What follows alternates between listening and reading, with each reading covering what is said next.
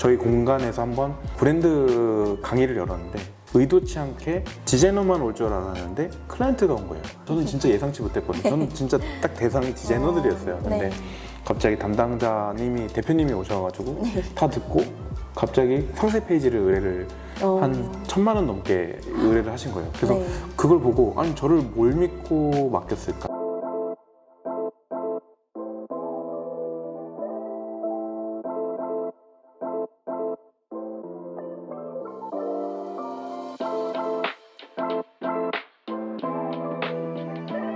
F&B 쪽 브랜드 위주로 브랜딩을 하는 쪽으로 사업자를 내줬다고 하는데 한번 네. 조금 설명만 좀 부탁드릴게요. 네. 저는 이번 연도 6월 달에 이제 처음 네. 사업자를 냈고요. 네네. 그 원래 비전공자로 이제 전년도까지, 이번 연도까지 계속 약 5년 정도 재무팀에서 근무를 하다가 네네. 이제 원래 어렸을 때부터 꿈이 디자인 쪽이었어가지고 이제 이번 연도 초부터 디자인을 조금씩 이제 혼자 독학하면서 회사랑 병행해서 배워보기 시작했었어요. 네네. 그러고 나서 이제 퇴사를 하고 사업자를 낸 지 3개월 만에 이제 9월 말 기준으로 그때 말씀해 주셨듯이 네네네. 직접 영업을 다녀가지고 이제 베이커리 페어에 그 박람회가 열렸었어요. 네네네. 그래서 명함을 만들어서 제가 포트폴리오를 뽑아가진 못했고 이제 손편지를 작성을 해가지고 이제 한 5분 정도 나눠드렸거든요. 근데 막상 가보니까 많이 잘 돼 있는 카페가 오히려 더 많더라고요. 그래서 이제 조금 별 기대를 갖지 않고 이제 페어를 즐기다가 이제 나왔는데 딱 나온 시점에서 이제 모르는 번호로 전화가 오더라고요. 그래서 이제 그분이 그 마카롱을 하시는 분인데 마카롱을 이제 업체에 납품을 하시고 이제 그 마카롱 집이 아니라 새로 부천에 대형 카페를 이제 새로 오픈 예정이라고 하시더라고요. 그래서 이게 규모를 상담 받아보니까 생각보다 많이 크더라고요. 지금 공사 중이고 내년 2월달에서 3월달쯤에 완공 예정이고 아예 디자인적인 요소가 브랜드 네이밍부터 시작해서 패키지 전체까지 이제 필요하다고 하셔서 그 부분이 이제 처음으로 견적내고 계약금 이렇게 50%씩 입금 받은 상태예요. 근데 막상 그 총 계약 금액은 큰 금액이지만 이게 5개월이라고 치면은 생활비로 하기에는 조금 수입이 이게 모자르더라고요. 그 막상 이번 달 이렇게 충족하면은 다음 달부터 또 수입에 대한 고민이 많을 것 같아서 이 프로젝트 하나를 아무리 크게 수주를 했다고 해도 혼자서 이 프로젝트를 감당하는 것도 벅찰 뿐더러 추가적인 프로젝트를 수주한다고 했을 때 막 크몽이나 이런 플랫폼으로 하기에는 너무 조그맣고 가격 경쟁만 많기도 하고 제가 이 값어치로 이 제공을 한다는 게 뭔가 안 맞는다고 생각이 들더라고요. 다른 분들은 왜 이렇게 하시지? 살짝 이해가 잘 안 가기는 하는데 되게 한 몇만 원? 이렇게 해서 뭐 로고를 만들어준다든지 이런 것들이 너무 많아서 그쪽은 일단 업로드는 해놓긴 했는데 많이 고민은 안 해본 상태고요. 그래서 직접 SNS나 이런 브랜딩 통해가지고 조금 유입을 시켜야겠다 생각을 했었는데 이제 브랜드 계정이랑 이제 제 개인 퍼스널 계정 총 4개로 관리를 하고 있어요. 4개나? 그 블로그랑 인스타그램 총 2가지를 하고 있는데 아직 여기서 제가 뭔가를 많이 올려놓은 것도 아니고 개인 계정은 제가 그냥 생각나는 아이디어대로 막 올리다 보니까 딱 외주가 들어온다든지 이런 문의가 아예 들어오는 상황도 아니고 수익이 연결되지도 않더라고요. 그래서 제일 궁금한 거는 제가 어떻게 하면은 지금 또 수입을 만들 수 있을지 조금 효율적으로 만들 수 있을지 이런 게 궁금해서요. 네네. 그러니까 일단은 어차피 지금 사업자를 내셨고 요번에 어떤 큰 프로젝트는 땄지만 결국에는 이거를 혼자서 커버할 수 있는 역량이라기보다는 인원 자체도 부족할 수도 있고요. 그러면 결국에는 누군가 또 다시 외주나 협업체를 또 찾으면 결국에는 단가가 안 되는데 그렇다고 또 그 크몽이나 이제 이런 외주 플랫폼은 또 너무 또 단가가 실은 말이 안 돼요. 그런 이제 외주 플랫폼 자체는 제가 봤을 때는 직장인들이나 또는 대학생들이나 약간 취업 준비생들이 포트폴리오를 가져가는 어떤 루트라고 하면 저는 마땅하다고 보는데 그게 이제 본업으로 한다고 했을 때는 물음표가 떠오르는 플랫폼인 것 같아요. 네.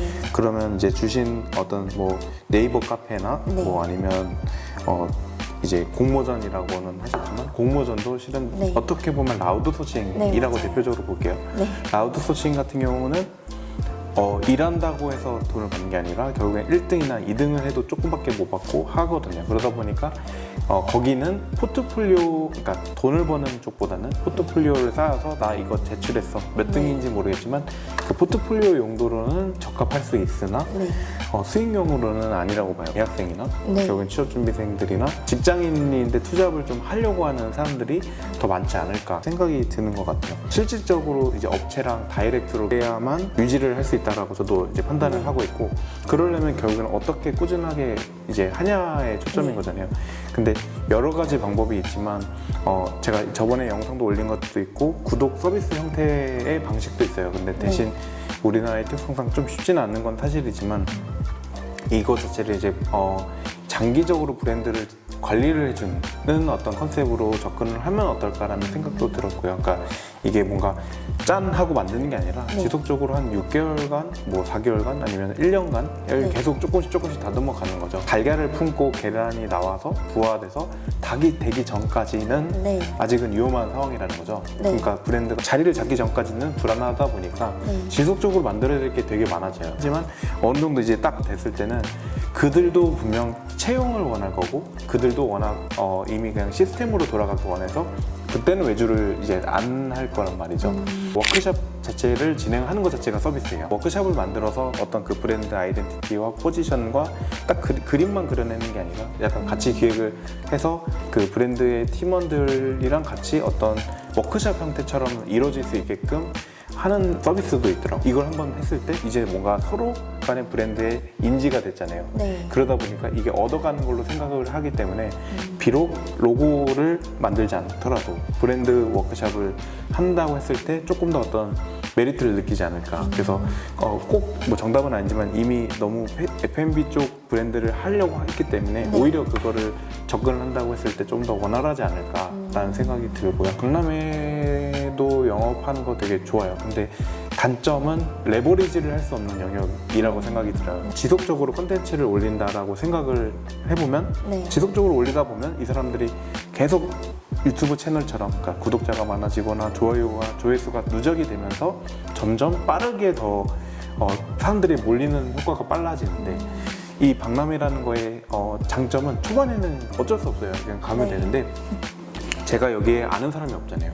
그러니까 누군가를 인맥을 빌릴 수도 없는 힘이 없죠. 그러니까 예를 들면 이런 거예요. 만약에 요번에 박람회 때 해서 한 분이랑 성공사를 했고 내년에 또 다시 할 거란 말이에요. 그럼 그 브랜드랑 친해졌겠죠. 근데 그 브랜드가 내년에 또 간대요. 그럼 같이 가서 여기를 담당했던 레퍼런스를 보여주면서 옆 부스를 영업을 하는 거는 레버리지가 되는 형태예요. 근데 그거 없이 그냥 맨땅 헤딩으로 매번 이렇게 새롭게 나간다는 것은 계속 처음부터 0에서 1을 계속 올려야 되는 거죠. 그러니까 매우 어려운 컨디션인 것 같아요. 그러니까 결국에는 이 사업을 할 때 뭔가 나의만의 시스템이나 레버리지를 할 수 있는 어떤 그 영업 시스템이 있어야 되는데 자꾸 그냥 뭐 예를 들어 메일을 다 그냥 DM을 다 보낸다든지 그러니까 그런 것들은 정말 어렵다는 거죠. 제가 한번 300명 정도 되는 모임을 가봤어요. 근데 저는 이제 뭐 예를 들어 뭐 이 디자이너 전용 공유 오피스 운영하면서 이걸 다 일일이 얘기를 해도 와닿지 않는 거죠. 그분들은 왜냐면 잘 모르니까 이 비하인드를 모르고 하니까. 근데 만약에 그 모임장이 많은 사람들 앞에서 설명을 해줬어요. 그랬을 때에 제가 다시 명함을 주는 힘과 그 아까 전과 후는 굉장히 다르겠죠.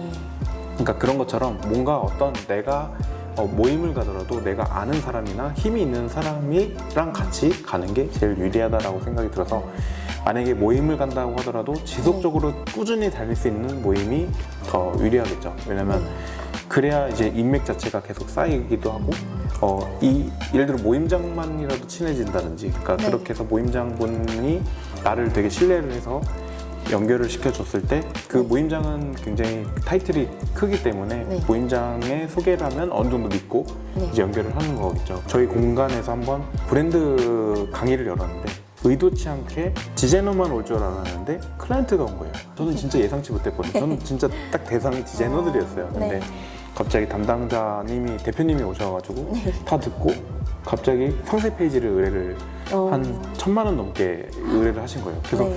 그걸 보고 아니 저를 뭘 믿고 맡겼을까? 네. 그러니까 이런 걸 생각해봤을 때 강의 내용 중에 이제 뭐 브랜딩에 대한 내용도 있었고 신뢰도 있겠지만 내 공간에 내 모임에 그런 것들이 힘이 더 발휘되지 않을까. 대표님이 모임 같은 거를 만약에 운영진이라도 만든다 네. 그랬을 때 내가 운영하거나 관리하는 공간이었다 라는 어떤 타이틀만 가져도 공간을 갖고 있거나 아니면 내가 모임을 운영하거나 그게 서로 결합이 됐을 때는 더 힘이 더 난다는 거죠. 네. 그게 똑같이 아까 말했던